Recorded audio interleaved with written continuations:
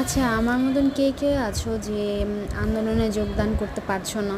বাসায় বসে আছো, মা-বাবা যেতে দিচ্ছে না, বিভিন্ন ধরনের ভয়ভীতি তোমাদেরকে দেখাচ্ছে। এরকম কেউ আছো? আমার মা-বাবা তো খুবই ভয় দেখাচ্ছে আর বলতেছে যে, "তুমি যেতে পারবা না, তুমি বাসায় থাকো।" আমার খুব খারাপ লাগতেছে। আমি এখানে বসে আছি, আন্দোলনে যেতে পারছি না। আমার খুবই খারাপ লাগতেছে। বাসায় বসে যতটুকু হেল্প করার আমি করছি। আমার অনেক ফ্রেন্ডরা ওখানে আছে।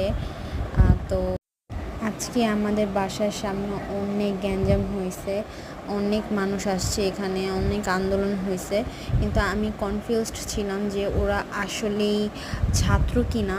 আমার কাছে তো মনে হয়নি ওরা ছাত্র, কিন্তু ওরা অনেক আন্দোলন করে গেছে বিকেলবেলা, তাও আবার ফ্লাইওভারের উপর দিয়ে।